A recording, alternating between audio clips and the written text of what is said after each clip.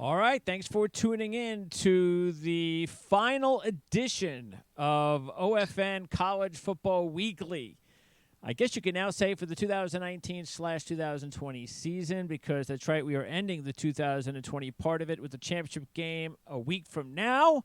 As I welcome in Mitch Light of Athlon Sports. Mitch, we have a bowl game tonight, which is, of course, really weird. Unless if it was like a couple of big-time opponents, that'd be great. But I don't know how many people are really psyched about Louisiana and Miami of Ohio. I don't know what kind of ratings they get for that. I guess there's nothing else on for football, so it's good enough. It's a bowl game. You can wager on it. But it's next Monday that we're concerned about. Yeah, I wish the national championship game were today. And for those wondering, I thought Dan Walker of the USA Today had a good response, and maybe this is common knowledge, but people are saying, why isn't it tonight? Mm-hmm. It's because the original plan for the playoff would have all the games on the semifinals on New Year's Eve. So all the stadiums and all the contracts went out based on assuming that the semifinal games were on New Year's. And if obviously they're New Year's, you couldn't have the championship games this close. So the championship games were originally set a week and a half out, and then they've changed the dates of the semifinal games. They moved them back this year to the Saturday, so that's why we have the 2 weeks plus. All right, that's what I thought. I was wondering. I was like, and that's just a glitch, right? That next year we'll go back to 1 week. I think. I hope so. I haven't looked. It's too long. Yeah. It's just too long. I mean, come on. You got to wait like almost a month for the semis, and then you got to wait 2 more weeks after that for the. Come on. It's just right. I don't know what they're waiting for. And then of course they talk about not having enough time for 16 or 18 playoffs. So that just shows you how ridiculous it is. I don't think that. That sounds like a good excuse, but I don't think that's that's not the real. No. You know, that's not the. Yeah, they've got other reasons that also don't make any sense, right. But better ones. Okay, so let's first of all start with the news. Tua is going to the draft. Think that's a good idea, considering his injury history? Yeah, sure. I mean, he's got nothing else to prove as a healthy college quarterback, and we all know his injury situation where he's not. I haven't read any updates lately, but he's not going to the combine. He's not going to be working out. He won't be healthy, so a team's going to have to really just take him and get enough good information from that team's doctors to trust that he will be okay long term, which we all think he will be. So he might not even be ready for the senior season. There's some thought he could go back and just kind of stay at Alabama, graduate and rehab and all that. But he's going to get he might not be drafted as high as he would have been if he were healthy. But he's still going to be a high draft pick and make a lot of money. So I think it's a good move for Tua. Yeah, I'd be shocked if he slid outside the top 15. I like that he's in this draft as a Jet fan because the Jets have the 11th pick, and I think that's the perfect spot when you're looking to trade down if somebody wants to go ahead and grab somebody like Tua. That's a perfect opportunity for you to go, all right, you want to go get him? Here you go. We'll move back, whatever, several spots. I'd be surprised, even with the injury situation. The quarterback position is just too important in the NFL to not take the chance on someone like Tua. Yep, agree. Speaking of SEC quarterbacks, so we know Burrow's already gone, and after the performance last week, that cemented his number one Bengal status. So we're waiting for Jake Fromm to make his decision now. And if he goes, boy, does that really open up things in the SEC for next year. It's already opened up with Tua and Burrow gone. But Jake Fromm's got a big decision to make, and I got the feeling that he's banking this decision on what Georgia is going to do with their offense. What's their idea about their offense next year? Because Jake Fromm, there's no reason for him to come back next year if this offense is going to remain like this. It does nothing for his ability to be drafted higher where he wants to be considered as far as an NFL draft prospect. Well, I would counter that by I don't their offense had some issues this year with James Coley, but I would say a lot of those issues too were with lack of proven playmakers at wide receiver. Sure. That they're going to be a lot better at wide receiver next year. So he could say, I'll come back and put up better numbers. I know you've been very high on him. I don't think I've been quite as high on Fromm. I would not put him up there in that top 5 class, but hey, I'm not a scout. I'm not, evaluating him necessarily for the NFL. So my guess is he will not be back, but I wouldn't be shocked if he looks at it and says, hey, unfinished business. I can be a lot better next year with better wide receivers. So, but, I think it's probably – I don't even want to guess if it's 50-50. I haven't really read too much about it or the speculation, but my guess is he would not be back. Yeah, he's one of these quarterbacks that I like, but I know he shouldn't be even considered until as maybe late first, early second, the earliest. So I get that there's going to be 3, 4, 5 quarterbacks drafted ahead of him. I like him in that sleeper role, the guy that may not have the sexy game to him, but I think that he's got what it takes to handle the big-time pressure and to not turn the ball over, to be efficient, like a sort of Brady Breeze kind of guy that doesn't get drafted early but still has a very, very strong NFL career.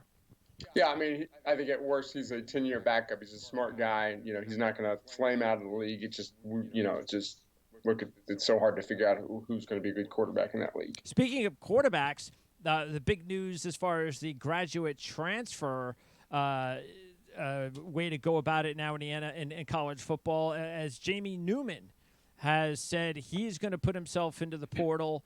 So I tell you, that's huge news. I mean, if anybody out there is looking for a quarterback, I know Rutgers is. So if anybody out there is looking He's not going to Rutgers. I know Sorry. that. I know. If anybody's out there like one of those programs that believes that they need that guy to take that next step to potentially be a playoff team, then he's a great guy to bring in. So I don't know. I think he'll be the starting quarterback at the University of Oregon next year. Really? Okay. Supposedly there's interest both ways. But don't they have a really good prospect in the wings for right now? The kid that they got waiting in the wings looks awfully good to me. I don't see – if you're Oregon, I don't know how you pass up Jamie Newman. No. Yeah, the kids are. I think the kids might be only a true freshman, so you could live with another year. I get what you're saying, unless you know this kid's really going to be the next Justin Herbert for sure. But yeah, I think there's mutual interest. Well, that would be a heck of a move, and Oregon has some really strong talent. They showed that in the Rose Bowl. And Joe Moorhead got fired. We knew there was a possibility somebody else could go. It always happens after the initial wave. So what do you think about there's word that this Patriots judge special teams coordinator with the Mississippi State football ties, that's where he played his college ball, he's the leading candidate, and there's a whole bunch of other guys that we've heard of before that are also in the running. Yeah, Todd Grantham supposedly interviewed too. Judge seems like a good fit if he played there. After going with Moorhead, who was, didn't seem to be a good cultural fit. The thing about Moorhead, and there's, we don't really know the inner workings here, but he is from this country. They made it seem like they hired some guy from Russia to coach the team. I mean, he kept referring to himself as a Yankee and all that stuff. The cultural fit. I mean, the guy grew up in the New York area. I think it's 1,500 miles from Mississippi. It's not like he's from 5,000 miles away. So I thought that was interesting. As someone who grew up in New Jersey and went to school in the South and lives in the South, it's not that difficult to to figure out how to live. I'm half joking. It's just the Belima kind of thing where you go when you're successful in a different part of the country, and then you take a job where everybody goes, okay, but that guy doesn't have any ties to that area. Recruiting is so important in college athletics, as we know, and if you're not from the area, it could be tricky. But they just signed a top 25 class with Moorhead. Yeah, I don't know. It's look. I think the thing was especially important. This is what happened with Fresno State a few years back. When you hire a coach, and it's happened many times, you hire a coach that's specifically there for a reason to get your offense going. And your offense is crap for 2 years, and your defense was the reason why they were successful last year, doesn't make you look good. Yeah. Yep. All right. So we'll see what happens there, but we would expect something is going to be we're going to hear something real soon. And I would think Judge, I heard there's some Giant rumors too, but you know what I think about Matt Rule to the Giants. I've been touting that for months. So I could see Judge to Mississippi State and Rule to Baylor. Okay, now let's get to these bowl games. And by the way, before we do that, have you heard anything about the Notre Dame offensive coordinator gig? Not really. I think Tommy Rees will be elevated to co-coordinator, but I think they will also hire outside. But there's been nothing. I've found, asked some people. There's been nothing new that I've heard in the last couple of days. Okay. Before we get into the games, and we're still talking coaching, then, out of all the hires, do you have a favorite? One that you think is going to be the most successful? Norvell. Okay, why? I think I thought he did a great job at Memphis. I know Justin Fuente kind of built that thing, but he sustained it, and they were very good offensively. I know you don't have to necessarily unearth, recruiting finds at Florida State. You can, recruit a much better, higher level of prospect, but he did a great job at recruiting in the SEC footprint and getting kids out of Nashville with SEC offers. The Gainwell, the running back, is from Mississippi, and he's fantastic. So I think he will be a good recruiter. He's innovative. He's young. I just think he's the right guy at the right time for Florida State. Okay, and how about the most questionable hire outside of Steve Adazio? Oh, I know. I think Ryan Silverfield actually at Memphis is a little bit of a gamble. I think that program is to the point now where they maybe could have gone out and hired some more proven credentials. He's never been a coordinator. I love his energy, wants the job. I get all that. I hope for their sake it proves to be a great hire. But that one's a little bit of a gamble. Then Sam Pittman, I think you'd have to say, seems like a great guy. I hope it works out, but never been a coordinator, really just seen as a career offensive line coach. So that one was a little puzzling too. All right, now let's get into these bowl games, and then we'll wrap up the playoffs and preview the championship game. Let's talk about, first of all, how about the best bowl game you watched this bowl season? What would it be? Well, I'm not going to include the cop-out. One cop-out would be the Fiesta Bowl. Yeah, so I'm going to stay away from the semifinals. Yeah. I think the Kentucky-Virginia Tech game, I love watching Kentucky. The Eddie Grant, the offensive coordinator, has done such a good job there. And just the late heroics were fun to watch. Bud Foster's last game. So I'd say the Belk Bowl I enjoyed the most.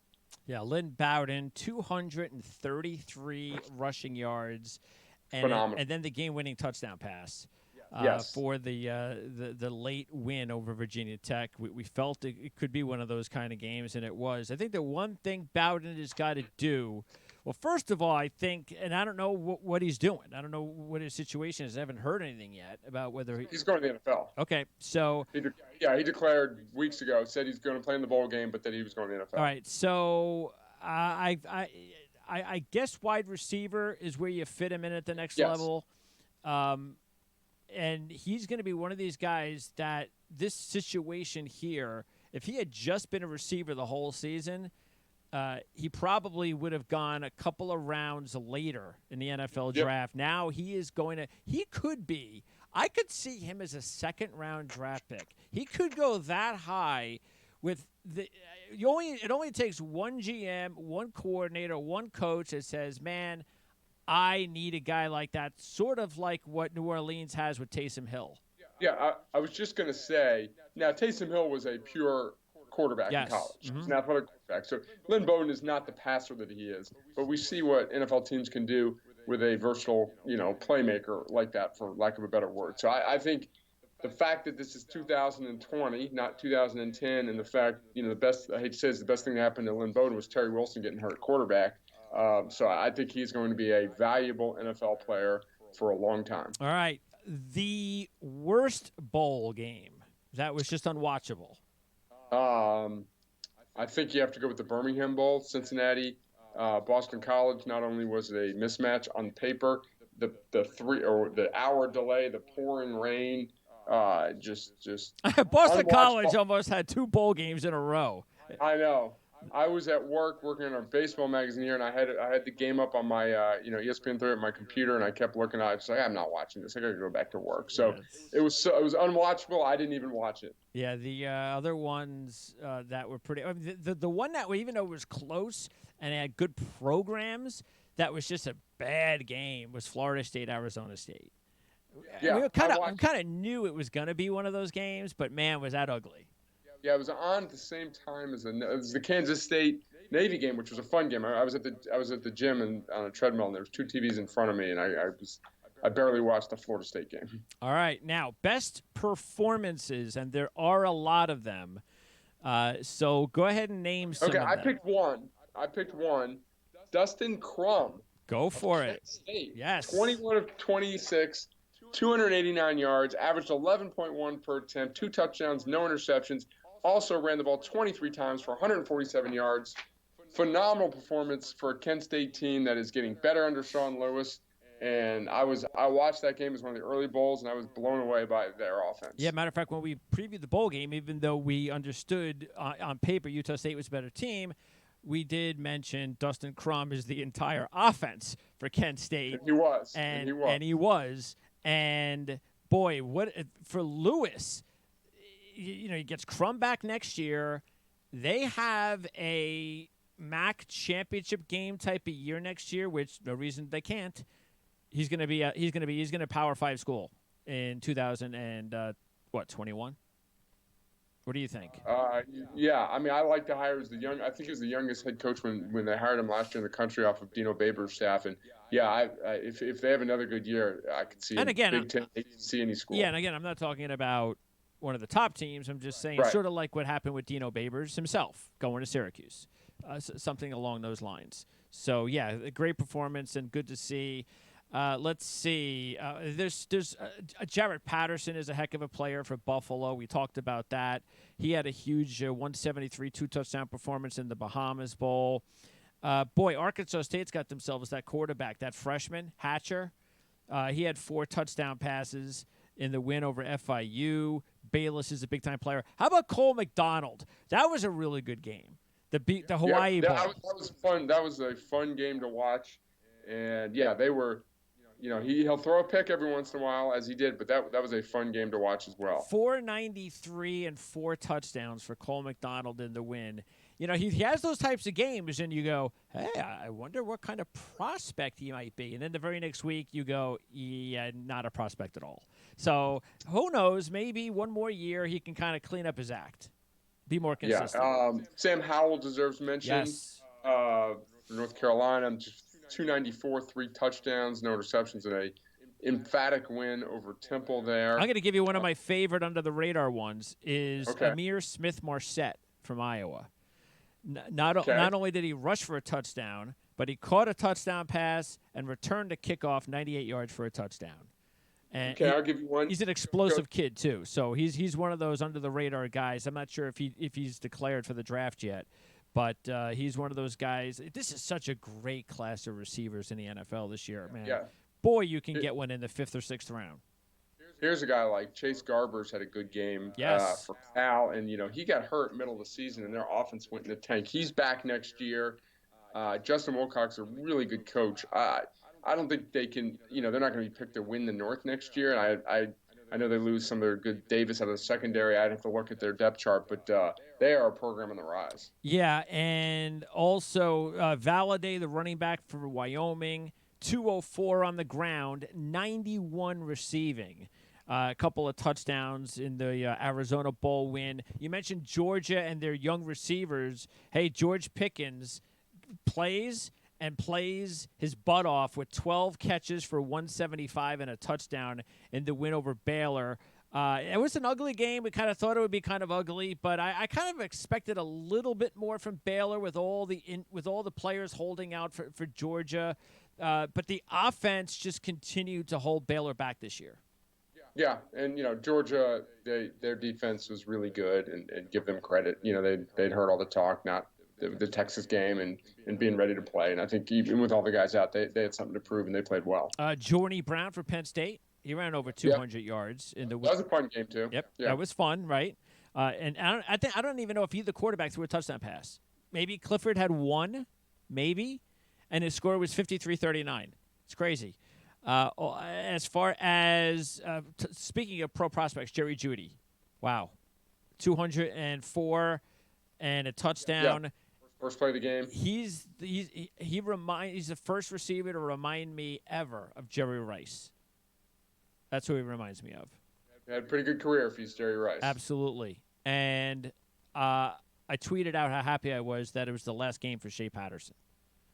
So, Yeah. because Michigan, just like all the other big games in the Jim Harbaugh era, this is what we talked about after the Ohio State game, and I'm just going to keep saying it until I'm proven right, because I will be proven right, until he gets a difference-making quarterback. That's what's holding him back, and you can just see in this game. How many times does Patterson have to miss his receivers that are open deep? If he hits these guys even half of the time, Michigan not only keeps the game close, but might have beaten Alabama. So, I like the kid the freshman that they picked up, the 4-star kid. That I'm going to keep an eye on him. I don't want to see McCaffrey. I don't want to see Joe Milton. I've seen these guys. I know what they are. They're not difference makers. So that's what's holding Jim Harbaugh and Michigan back, quarterback play. I agree. Just look at the teams in the playoffs and elite quarterback play, and they don't have that. What about Minnesota's win over Auburn? That was nice. That was impressive. Well, for me, unexpected. Give them credit. I know we've talked about their skill all season. Auburn is a schizophrenic program, a schizophrenic team. They can go out and beat Nick Saban one week and then lose to Minnesota the next game. Tyler Johnson, 12, 204, and 2 touchdowns. He's gone, but Bateman returns. So Minnesota, one more year. And that kid, Ibrahim, had 140 and a touchdown, but it was almost like he had 240 because he had some big runs for Minnesota. They've got some key skill guys coming back, Ibrahim, the quarterback, and Bateman. So Minnesota will be in contention again next year. Yeah, I mean, they could be, obviously Wisconsin will probably be the pick in the Big Ten West, but they'll be right there as well. And on defense, let's give the defenders a shout-out. How about Joseph Asai, the 3-sack performance from Texas over another program? For the second straight year, Utah loses the Pac-12 championship game and then lays an egg in the bowl game. Yeah, I think this one's worse, and I'm going to take another category you have coming up, most disappointing teams. I'd put Utah in there. I think last year in the bowl game against Northwestern, Hundley and Zach Moss were hurt. There's no excuse this game coming off last year's disappointment.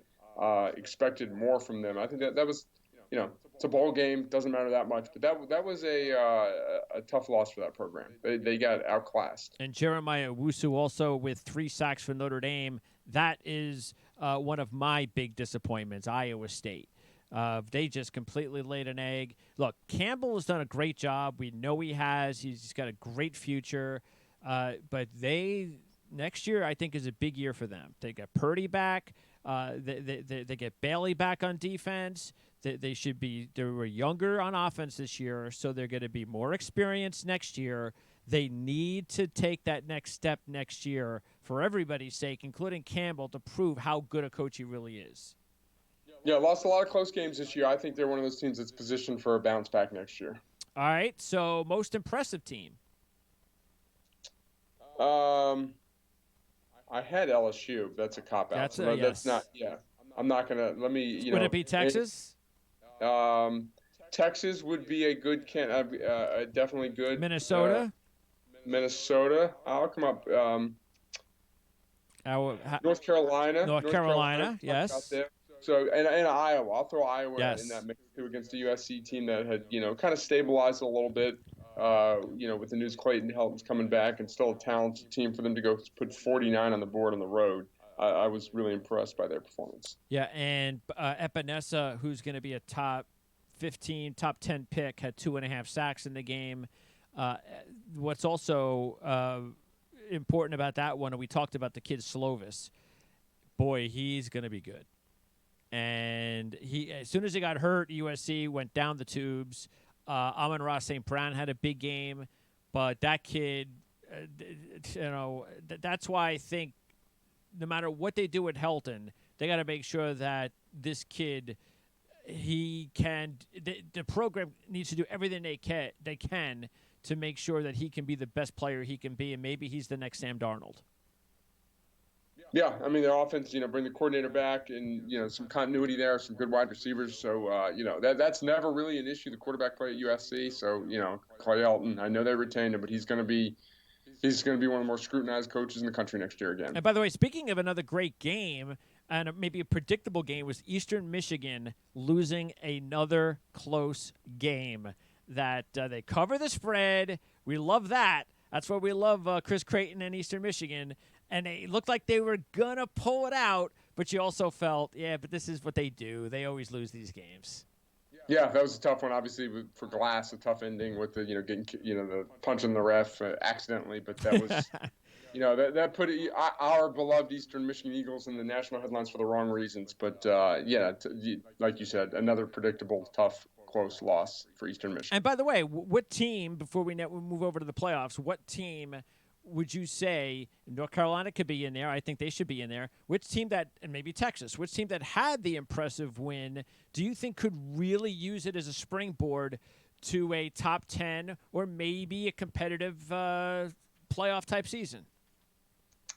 I don't like this question as someone whose job is making predictions in preseason top 25s and playoff picks. Try to stay away from the bowl bump because it's proven over and over again that usually that does not necessarily portend to bigger and better things.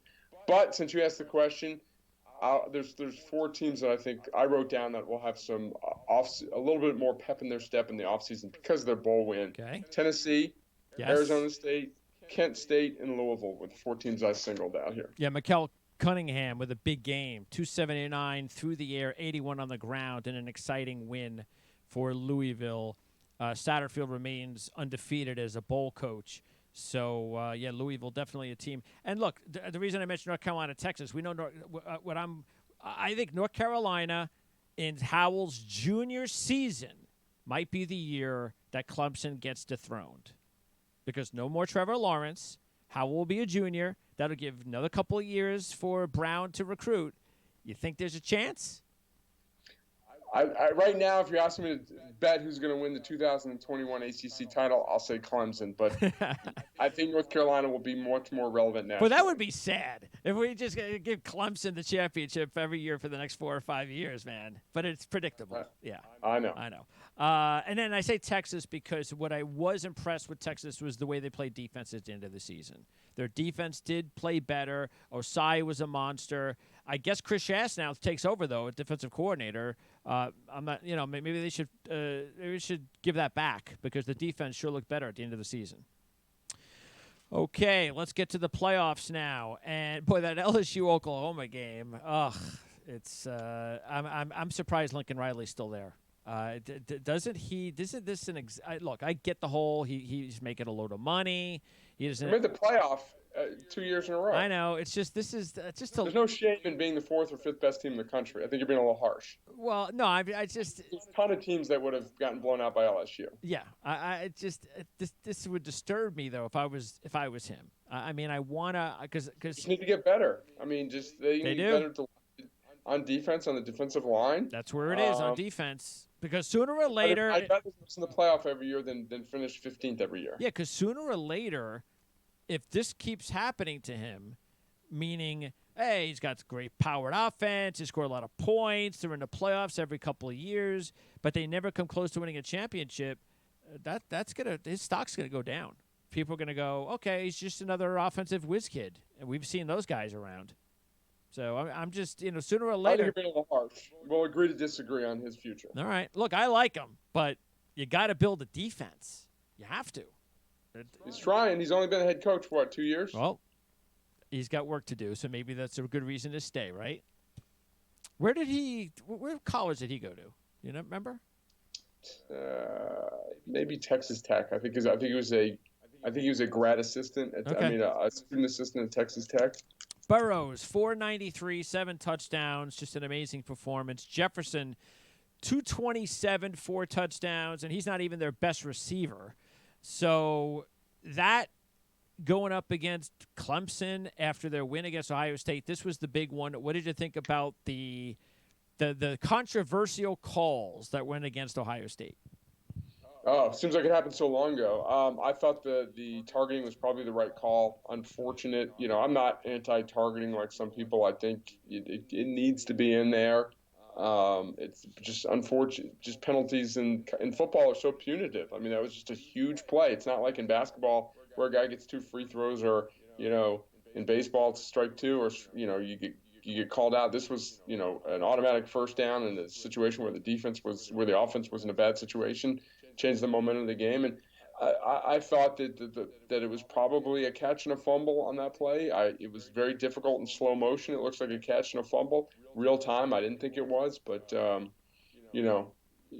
in this, everyone, not an original point here, but Ohio State had its chance early in the game to put Yes, that they away. did. Dobbins misses the screen pass where he's got a convoy into the end zone. That other play was a tough catch, but he misses a diving catch there. So I get why Ohio State fans are upset, but they had ample opportunity to win the game. I thought they were the better team that game, but they didn't win. The better team doesn't always win. And you also knew at halftime that they were in trouble. Even though it still looked like they were going to be able to pull it out late in the game, anytime that happens, when you have a really good team on the ropes like that, and you don't have a cushion at halftime, you've just 9 times out of 10 you're going to lose that football game. That's you can't let those, because those great teams will find a way. I think LSU's 6-point favorite right now, and we all know they deserve to be. We've been on LSU since before the season as our sleeper pick to win it all. So that, what could we say? We're just that smart. But Sure.